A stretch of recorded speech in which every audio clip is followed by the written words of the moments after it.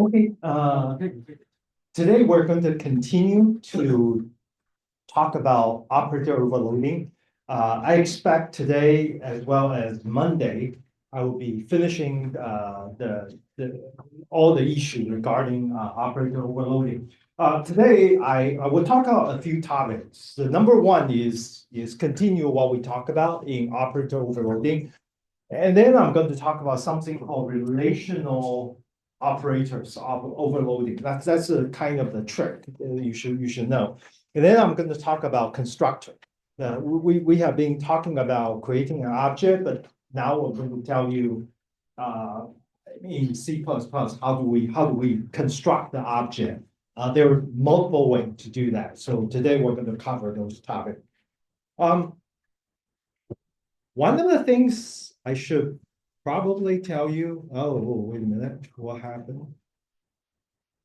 One of the issue we have talked about this, about the difference between in C++ called preprocessing, compiling, and linking. I did talk about that last time, but I want you to make sure you understand this concept because I'm going to start to arrange for interactive grading for your homework assignment number 1. By the way, if you turn in already, you can immediately do the interactive grading. And during the grading, I'm expecting you to understand some of the concept. Okay, so I will ask you questions, and also just let you know for all the interactive grading, you will also run the program, try to register, try to just do the participation. So interactive grading count as a participation as well. Talk about participation, I should probably do the regular thing.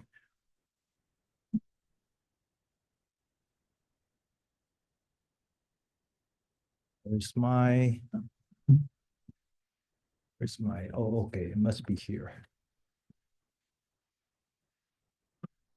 Okay, I'm going to run ngrok again. Then I'm going to, what should be today's,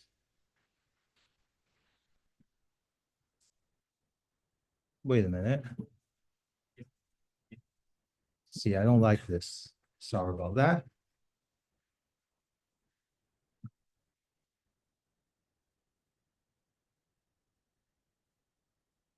I hate this. Anyway, let's today go back to CNN. It must be something to do with tariff. Ah, here. Fierce. Okay, let's do fierce. Yeah. It's ridiculous. Yeah. Anyway, I'm not going to share my. How do I kill this?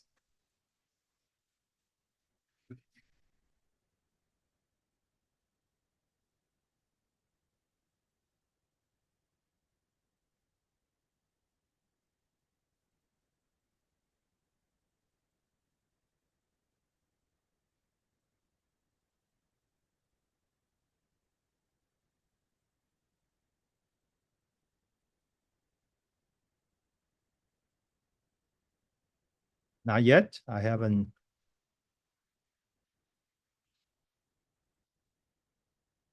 Full lowercase. Okay.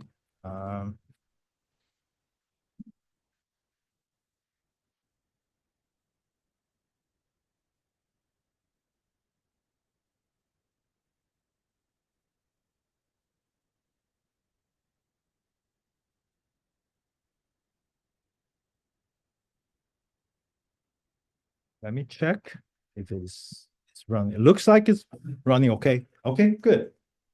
Okay, I don't have to test it. You guys are already faster than me.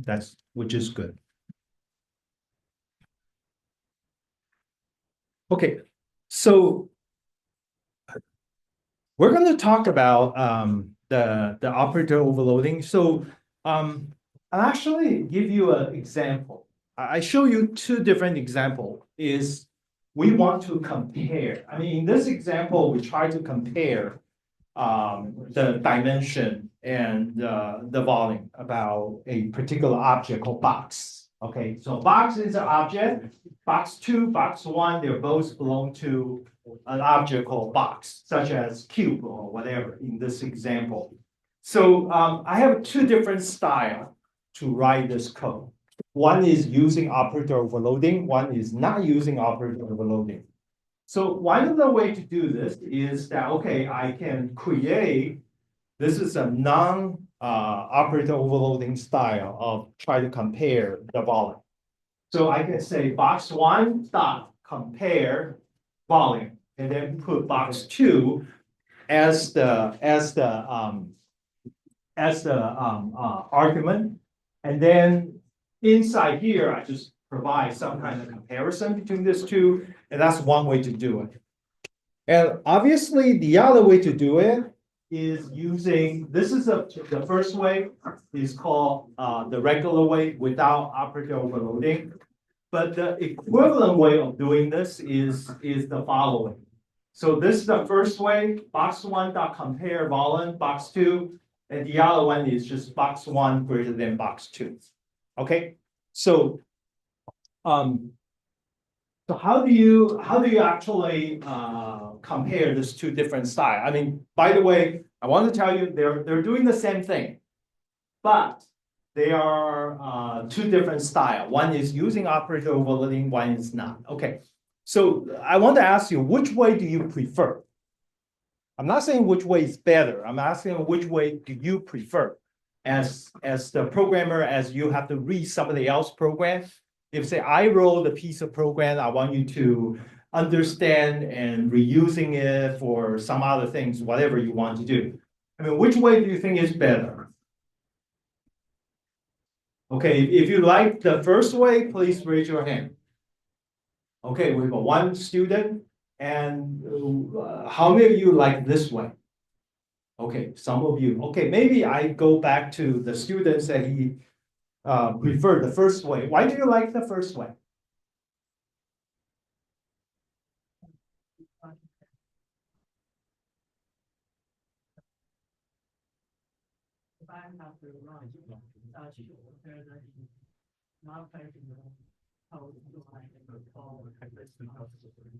Okay. Okay. So you're thinking about there may be other places you can use this function, right?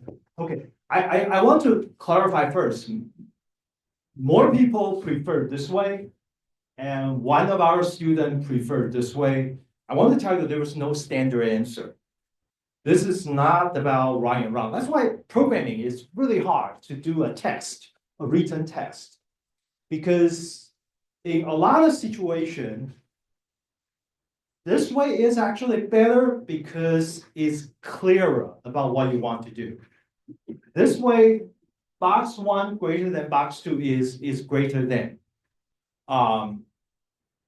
If you have never understand the detail about exactly how the operator was overloaded, you might not know the semantics about this. Let me give you an example.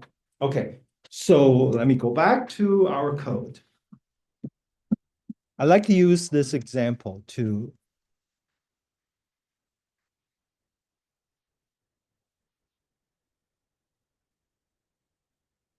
let me pull it out. Where's my stuff?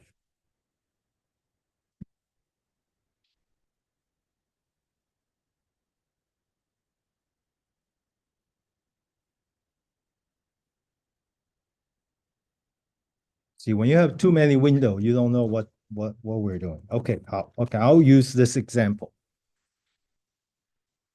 Did I use this one as operator overloading? Let me take a look.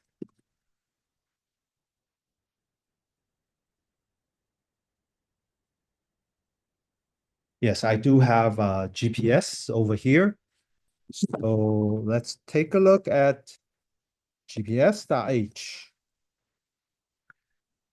Okay, so in GPS.h, we look at this, we overload an operator equal. I want to compare whether these two GPS location are similar, are equal to each other. Okay, so last time, if you remember what we did,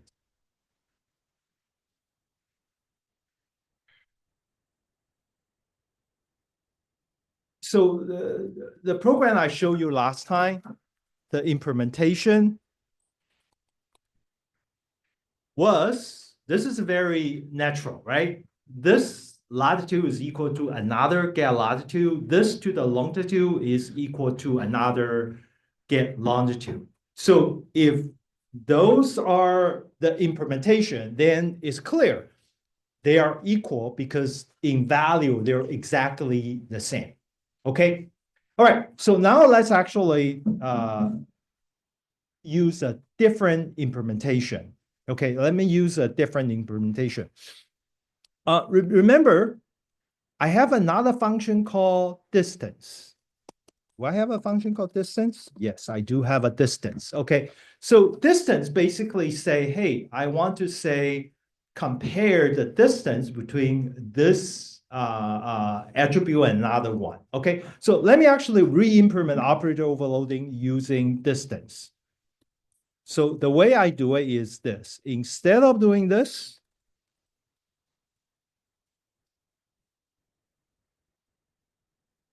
I'm actually doing this. If this to the distance another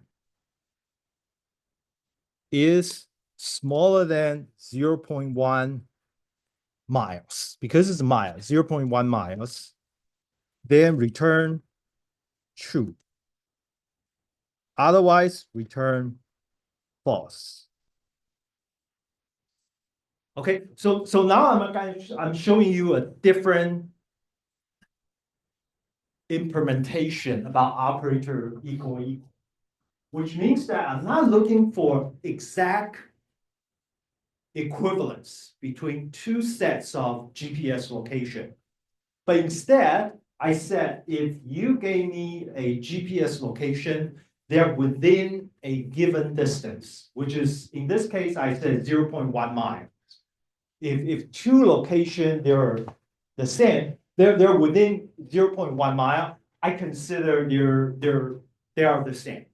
Okay, this in practice, sometimes you will desire this new kind of equivalence because it's useful, right?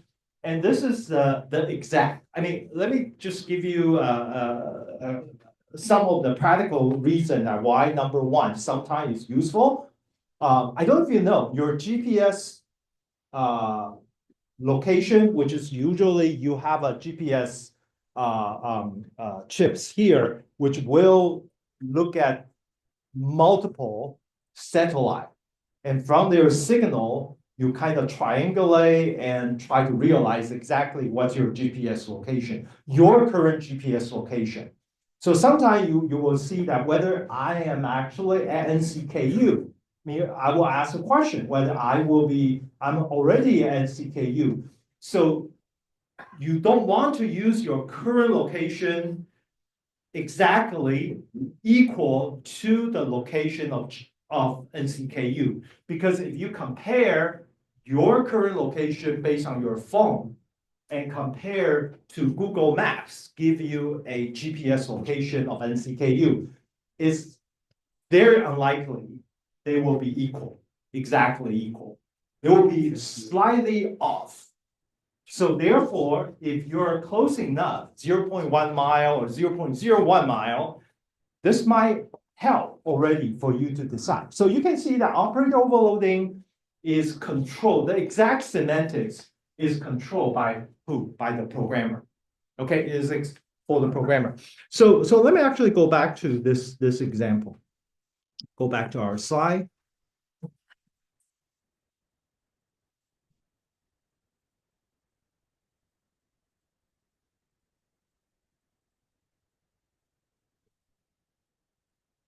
So compare this to this one. Sometime is more confusing. By the way, programming is always confusing unless you see the source code.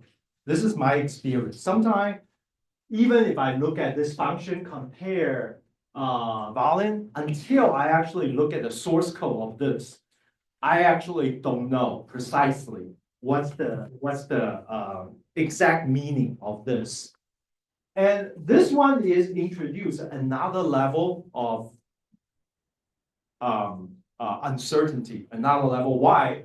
Because usually, naturally, when we saw the operator greater than, we actually already have some idea that this is actually comparing a number, a real number, a floating point, or an integer, and then I can actually compare this to. This means that I have some kind of ordering relationship. But I actually changed the ordering relationship with another with another level of information. So therefore, operator overloading is very powerful, but it's really, I sometimes feel that operator overloading is really for code readability. Is the reason that we sometimes prefer this. If all of us on the same programming team, we know the semantics about this particular operator, what does that mean? And then this is probably, if we know the meaning, okay, not like this, then this sometimes is more readable. It's more friendly because when you see this, you say, oh, greater than, I know, this is compare a particular way. Or you said there's two GPS location, they're the same, you know that this is actually, you're overloading for understand whether you are close enough to a particular location, then you actually use operator overloading. Okay, so you have to use it with care. But there is another thing I want to tell you. Next time, I will show you how you can use operator overloading in a more general operator.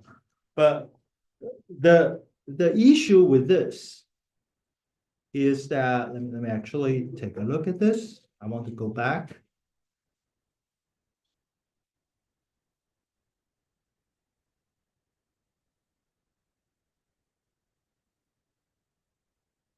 So I give you another example, then I will lead to the argument I want to make, is that we have to know the precise meaning about the operator. So here is the operator overloading. It's on the person object. Okay, I'm using a person object to do the operator overloading greater than. So if you compare two objects, if I wrote the code, looks like this. If person one is better than person two, what does that mean? It's very confusing, right? We're comparing two persons. But in which perspective we're comparing two persons? That's actually very unclear. Are we comparing their physical element about this person, or we're comparing their psychological perspective, or we're comparing those two persons in terms of their contribution, in terms of the revenue for a particular company, or we're comparing these two people in terms of the number of message they distribute on Facebook, for example. There are so many things that we can compare. So essentially, operator overloading, sometimes you have to be careful. I mean, unless I know the detail about the implementation, I actually don't know what it is.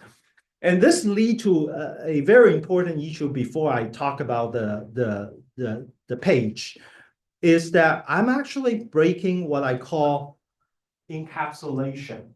So one of the things about object-oriented programming is that I define a set of objects. I actually want to use this one. Okay, I want to use this one. Remember, I use this one to show the thing that's about compiler linking and preprocessing.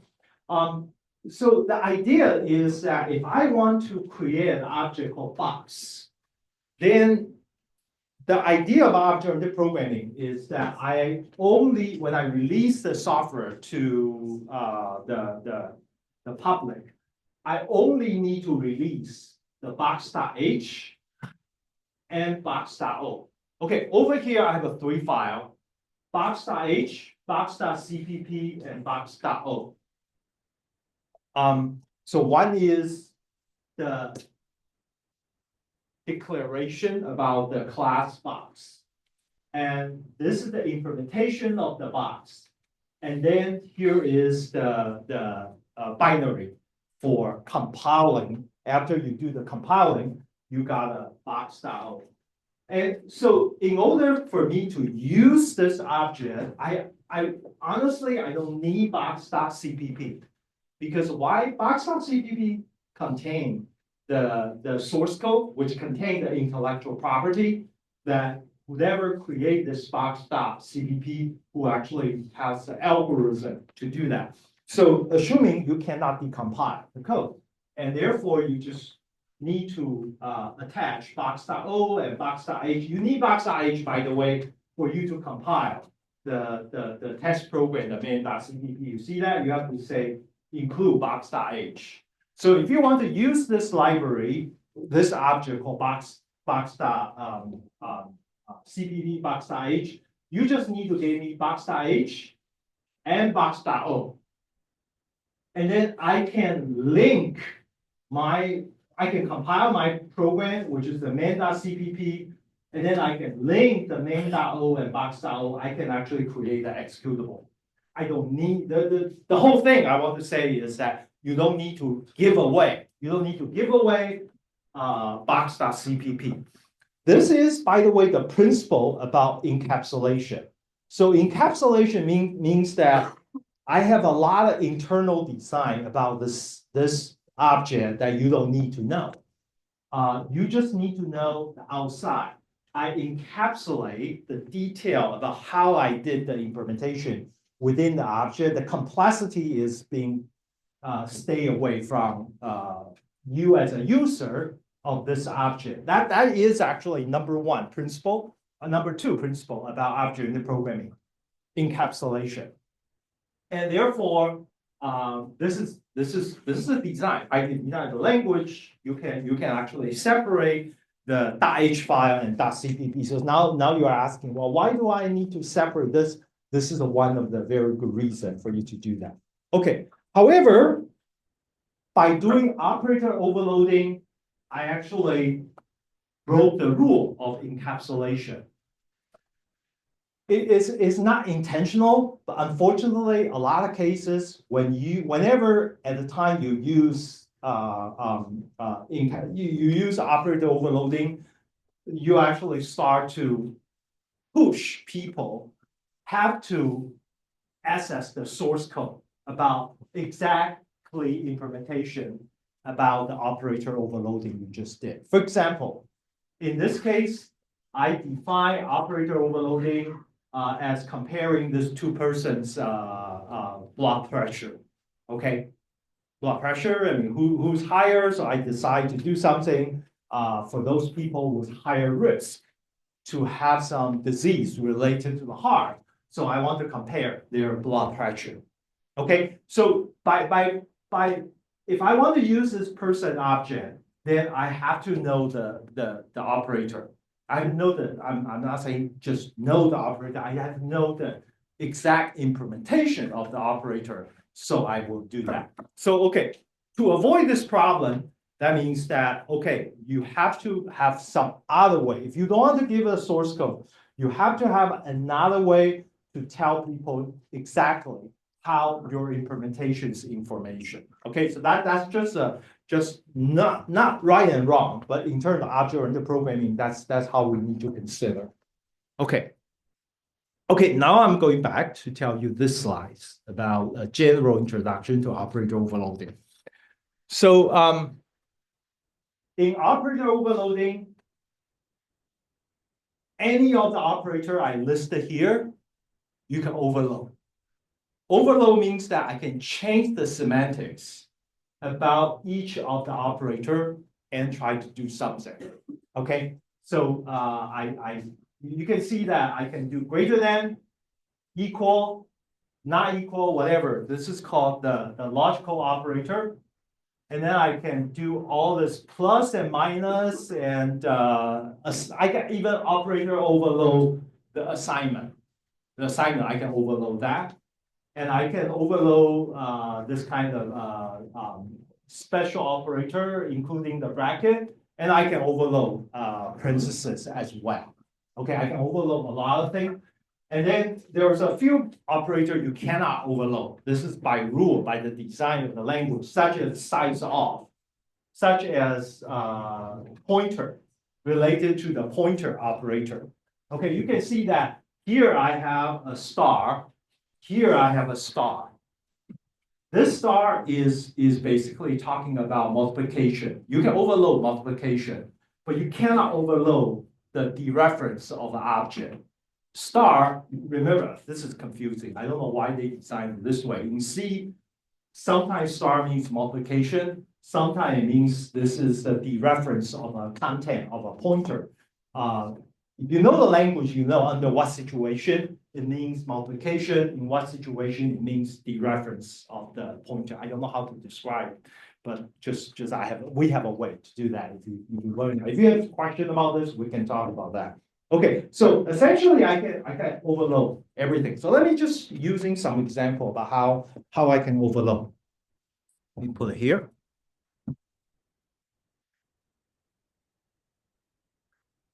So the previous example I gave you is overloading the like greater than or equal. Let's actually go back. Where's my code? I thought I kept here. Okay, I'm not going to use this one. I'm going to do this.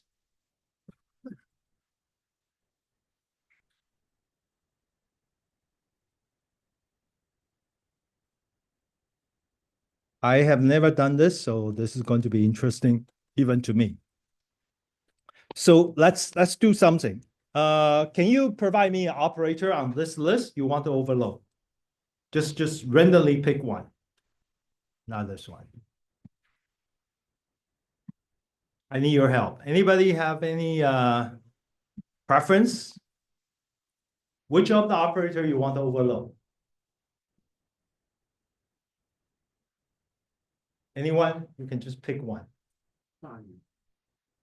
Greater than. Okay, greater than is too easy. Okay, greater than. Let's pick something. Let's not pick this one.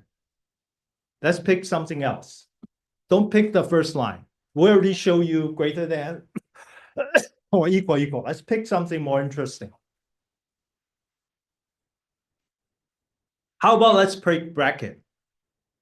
Okay, bracket is interesting, right? Okay, let's pick brackets. I never done this for GPS, but this will be interesting. So let me do this. Let me do operator overloading greater than. This basically say, hey, I have operator called bracket.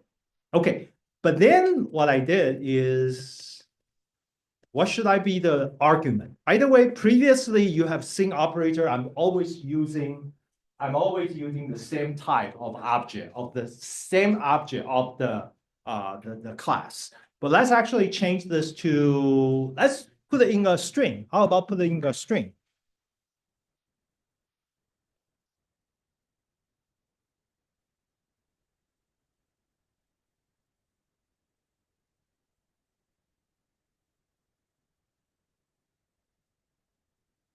Okay, so I have a operator, which is a bracket, and then the argument is a string. Okay, so now let me actually do another one. Let me change this one to be, no, I cannot do that. Okay, let's do a string. Let's do a string is fine. Let's go to gps.cpp.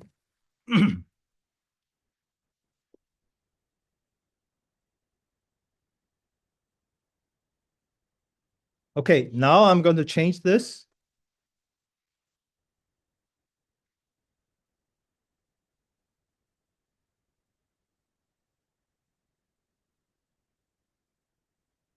And what I'm going to do is returning, I'm going to also change another perspective.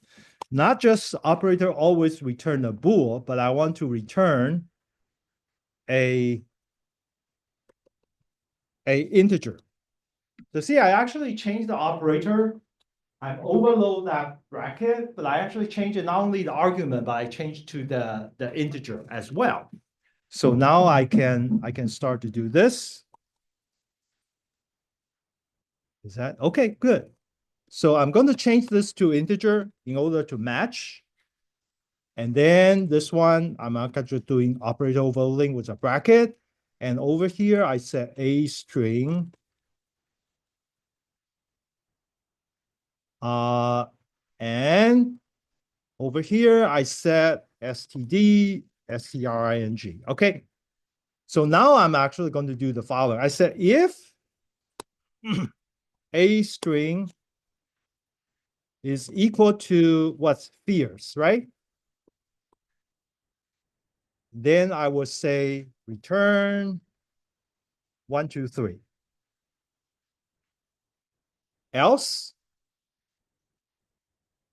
return 4, 5, 6.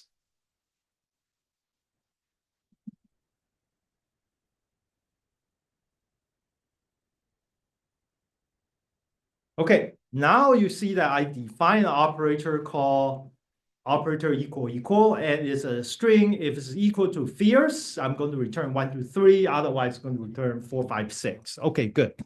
So let me actually show you how I can use this.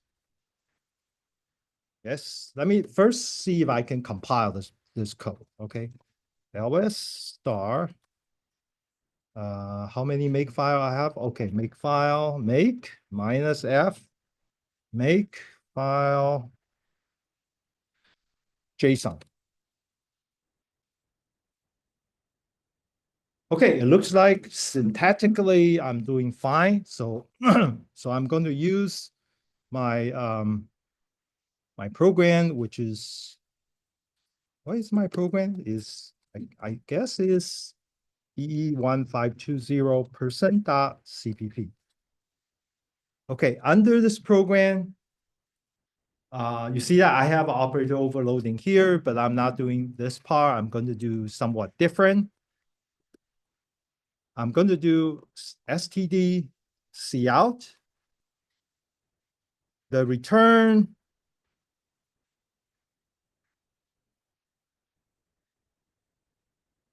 is, now let's see. This is the GPS. I'm using GPS, TLC, UC Davis. And then what I'm going to do is dot. I would say hello. And then I would just say std L. Okay. Let's first compile to see if this works.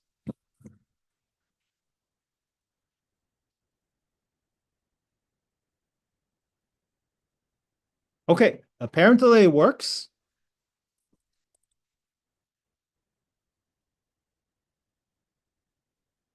Take a look. It says the return is 456. Okay, let's actually take a look at this step by step. First one, I should have tested before I come to this class, so that's why I want to test it, make sure it works. I know there is a one thing I didn't do well is I need to add the space over here. And I can actually do this if it's a fierce.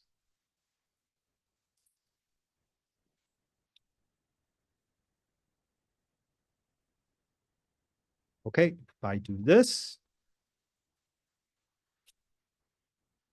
make sure it works still. You see, I have a 2-line here. It says the first one, the return is 456.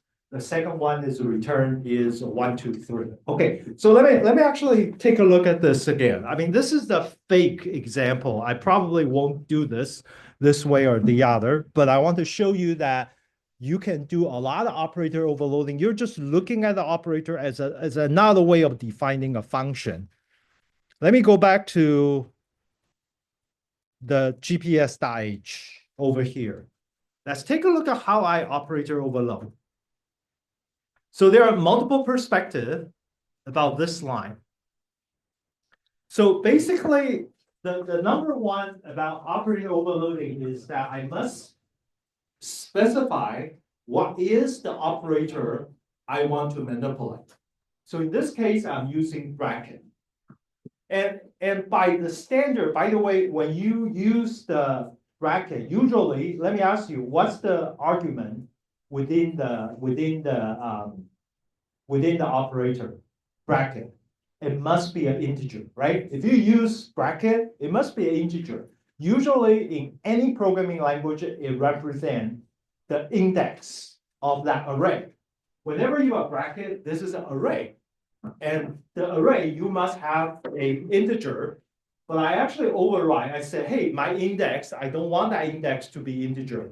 I want that index to be something else, a string. And I can, by the way, I can make this anything. I can make this an object. I can make this as an object. I can make this as a floating point or Boolean or whatever I want to do by operator overload. So essentially, I change the semantics about operator in this case. That's one thing. You can change the parameters type involved with the operator itself. And the second thing is I can redefine what is, or redefine or specify what is the outcome about operator. So for example, maybe I declare it's an array of integer or an array of GPS. So when you say an array of GPS, then you will see that when you provide index, the return of that operator usually is a GPS location, right? That's normal. But in operator overloading, you can also change the return type as well. You can return this as well. So therefore, it's very flexible. You can actually change all of this and create exactly what you want. This is both, by the way, this is both a blessing and a curse. A blessing is so powerful. You can do a lot of things. I mean, later we'll see that the professional programmer, they did a lot of operator overloading, which is make the program looks really nice, very easy to understand what the semantics. On the other hand, the curse is that if you don't know the detail about the operator, especially people can change the type or change the return type, then you don't know what exactly happening because it's unclear. Let's actually try to do a little bit more example. Just to clarify, if I change this way, if I actually block this, if I don't have this, okay, I remove this. And obviously I have to change this as well.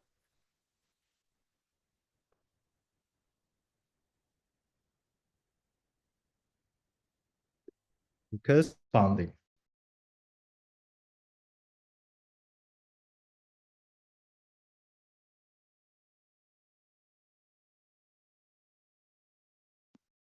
That's very strange. My record has been